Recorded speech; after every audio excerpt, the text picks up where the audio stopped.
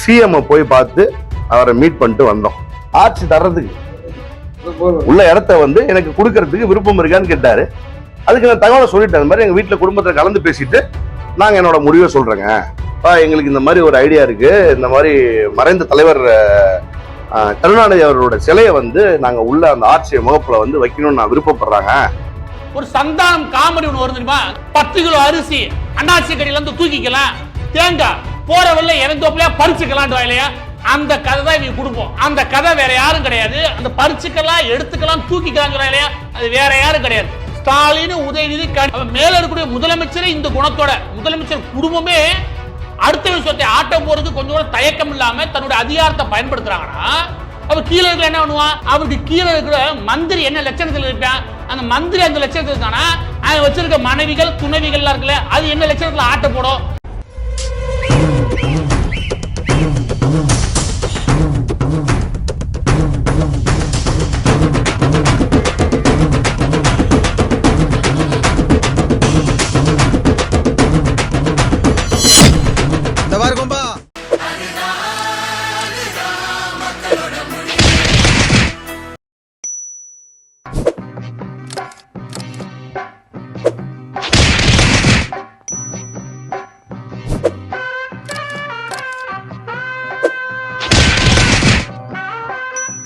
Senior வச்சுட்டாண்டி கண்ணு, இனி அவ்வளோதாண்டி அப்படின்னு சொல்கிற மாதிரி சில தலைவர்கள் கண்ணெல்லாம் நம்ம மேலே படாதா, இவங்கெல்லாம் நம்மளை பார்க்க மாட்டாங்களா, நம்ம வீட்டுக்கு வர மாட்டாங்களா அப்படின்னு பொதுமக்கள் நிறைய பேர் ஆவலோட எதிர்பார்த்துருப்பாங்க. ஆனால் சில தலைவர்கள் ஆத்தாடி நீங்கள் எங்கே இருந்தாலும் நல்லா இருங்க, இந்த பக்கம் மட்டும் வந்துடாதீங்க சாபி அப்படின்னு சொல்கிற மாதிரியும் தலைவர்கள் இருக்காங்க.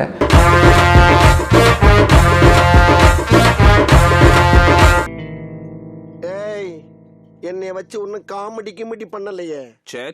கொஞ்ச நாளைக்கு முன்னாடி நீங்கள் பார்த்துருப்பீங்க, திரு ஸ்டாலின் அவர்கள் இந்த கேமரா வச்சு ஃபோட்டோ எடுத்துட்டு இருப்பார். அன்னைக்கு ஃபோட்டோகிராஃபி டே.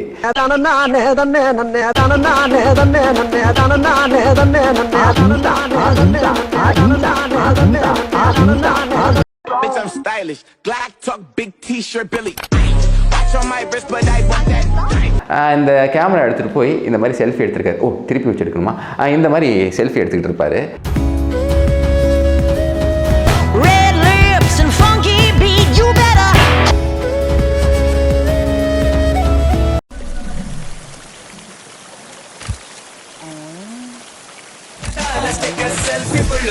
அந்த கலாச்சார குறியீடுகள் எல்லாம் விட மாட்டேங்கிறாரு. அங்கே போய் நின்று அந்த ஹிஸ்ட்ரி கூட ரீலிவ் பண்ணுறாரு. ஆனால் விஷயம் என்ன அப்படின்னு பார்த்தீங்கன்னா, அந்த செல்ஃபிக்கு பின்னாடி இவ்வளோ ஒரு கதை இருக்குது அப்படின்னு இப்படி தான் நமக்கு தெரிய ஆரம்பிச்சிருக்கு.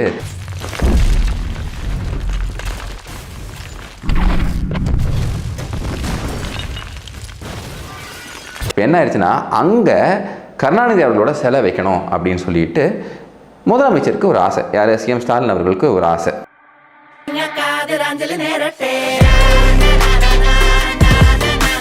அந்த இடத்துல அந்த சிலையை கொண்டு போய் வைக்கணும் அப்படின்னு ஆசை. இவர் என்ன நினைச்சிருக்காருன்னா, இப்படி சொன்ன உடனே அந்த தியேட்டர் உரிமையாளர் வந்து சந்தோஷப்பட்டு கண்டிப்பா நாளைக்கே வச்சிடறேங்க, செலவு கூட நானே ஏத்துக்கிறேன் அப்படின்னா சொல்லுவாங்க. இப்போ அவங்க தான் எங்களுக்கு காசு தரணும் வைப்பாங்க. அவங்க என்ன சொல்லியிருக்காங்கன்னா, நாங்கள் வந்து எங்கள் ஃபேமிலி கூட டிஸ்கஸ் பண்ணிட்டு அப்புறம் சொல்கிறோம் அப்படின்னு சொன்னது ஒரு குத்தங்கிறதுக்காக சேலத்தில் கலெக்டரில் ஆரம்பித்து சேலத்தில் இருக்கக்கூடிய கட்சி பிரமுகர்கள் எல்லாம் பயங்கரமான அழுத்தம் கொடுக்குறாங்க இந்த தியேட்டர் உரிமையாளர்களுக்கு. அட வெக்கம் கட்டுவீங்களா? இதுக்கு எதுக்குடா வெள்ளையங்கிலி மாலையன்னு மானம் கட்ட அயோக்கிய பள்ளிலாம்.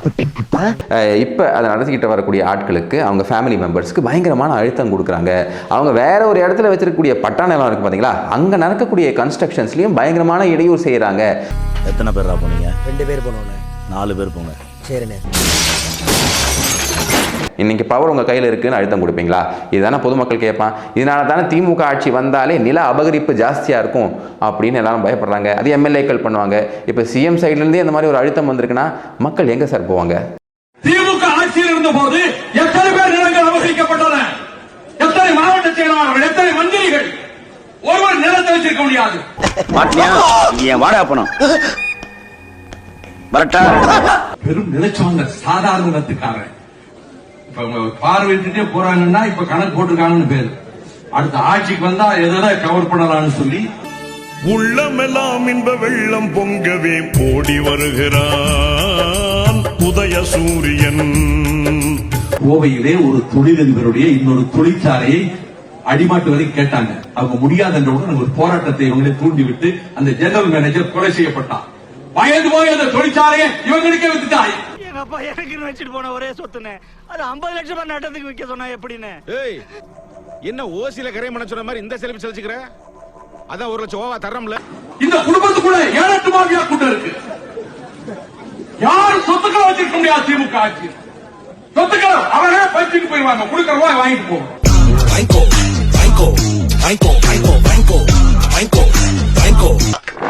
நம்மாளிலே இப்படி பண்றீங்களப்பா. ஒரு சந்தானம் காமெடி ஒன்று வரும் தெரியுமா? அந்த சந்தானம் காமெடியில ஒரு சமையல்காரர் இருப்பாரு. ஒரு ரவுடியை வந்து கேட்பாருங்க, அப்ப சமையலுக்கு தேவையான பொருள் என்னென்னு எழுதிக்குங்க பாட்டுவாங்க. 10 கிலோ அரிசி அண்ணாச்சி கடையில இருந்து தூக்கிக்கலாம். சக்கரை மண்டபம் எழுத்தாப்பதான் ரேஷன் கடை தூக்கிடலாம். 200 தேங்காய் போற வழியில எவன் தோப்பிலாவது பறிச்சுக்கலாம். டேய், தூக்கிக்கலாம், எடுத்துக்கலாம், பறிச்சுக்கலாம், வாங்கிக்கலாம்னு ஒரு வார்த்தை இருக்கே, அது உங்க வாயில வராதாடா? அந்த கதை தான் இவங்க கொடுப்போம். அந்த கதை வேற யாரும் கிடையாது. அந்த பறிச்சுக்கலாம், எடுத்துக்கலாம், தூக்கிக்கலாம் இல்லையா, அது வேற யாரும் கிடையாது. ஸ்டாலின், உதயநிதி, கனிமொழி. நல்லதொரு குடும்பம் பல்கலைக்கழகம். குடும்பமா இது? எலக்ட்ரிக் சுடுகாடு. இவங்க எல்லாருக்கும் வேலை என்னன்னா, இவங்க கும்பலுக்கு தேவைன்னு வச்சுக்கவே எவை விட்டு சொத்தை தூக்கலாம், பறிச்சுக்கலாம், எடுத்துக்கலாம்னா என்ன அர்த்தம்? ஒரு முதலமைச்சரே இந்த மாதிரி போக்குல போனார்னா விளங்கும்டா நாரப்பயல. இந்த நாடும் நாட்டு மக்களும் நாசமாய் போகட்டும். அவருக்கு கீழே இருக்கிற மந்திரி என்ன லட்சணத்தில் இருப்பான்? அந்த மந்திரி அந்த லட்சணத்தில் இருக்கானா? அவன் வச்சிருக்க மனைவிகள் துணைவிகள் இருக்குல்ல, அது என்ன லட்சணத்துல ஆட்ட போடும்? என் மேல விழுகிற ஒவ்வொரு அடிக்கு எங்க அண்ணன் நீங்க பதில் சொல்லி ஆகணும். என்னடா எதுக்கு எடுத்தாலும் அண்ணன் அண்ணங்கிற? யார் உங்க அண்ணன்? அவர் பேர் பூனைக்குட்டி. என்னது பூனைக்குட்டியா? உன் பேரு புலிக்குட்டி. மேல இருக்கக்கூடிய முதலமைச்சரே இந்த குணத்தோட, முதலமைச்சர் குடும்பமே அடுத்த சொத்தை ஆட்ட போறது கொஞ்சம் கூட தயக்கம் இல்லாம தன்னுடைய அதிகாரத்தை பயன்படுத்துறாங்கன்னா, அப்ப கீழே இருக்க என்ன பண்ணுவான்? என்ன விஷயம்? என்ன சத்தம் போட்டு பேசுற? அதுக்கு எதுக்கு அடிக்கிறான்? ரவுடினா அடிக்கத்தாண்டா செய்வா. ஆமா, எவ்வளவு வச்சிருக்க? எது கேக்குற? வலிப்பறினா கேட்கத்தாண்டா செய்வாங்க. வலிப்பறினா எனக்கு என்னன்னே தெரியாது. அப்படி கேள்றா. வலிப்பறினா வலிய மறிச்சு பறிக்கிறது. அதனாலதான் தன்னால முடிஞ்ச அளவுக்கு என்ன முடியுமோ அவன் சக்திக்கு திருடிக்கிறீங்க திமுக காரன். யாரா முதல்ல அதிகமா லஞ்சம் வாங்குறான்னு பாத்தீங்கன்னா கலைஞரோட ஆட்சி காலத்துல தான். நல்லதானே சொல்லிக்கார அப்புறம் இத வரவேறுங்க. கடைசியில் கடப்பாக்கல் உட்கார கடப்பாக்கல் என்ன பெறும், அதை கூட திருடிட்டு ஓடி இருக்காங்க திமுக காரங்க. அதுக்கு காரணமே முதலமைச்சர் குடும்பமே அதான் பண்ணுது. அதுக்கு மிகச்சிறந்த எடுத்துக்காட்டு அவங்க அப்பாவுக்கு செலவு வைக்கிறதுக்கு அடுத்த சொத்தை ஆட்ட போடுறாங்கன்னா இந்த குடும்பத்தை என்னன்னு சொல்றது?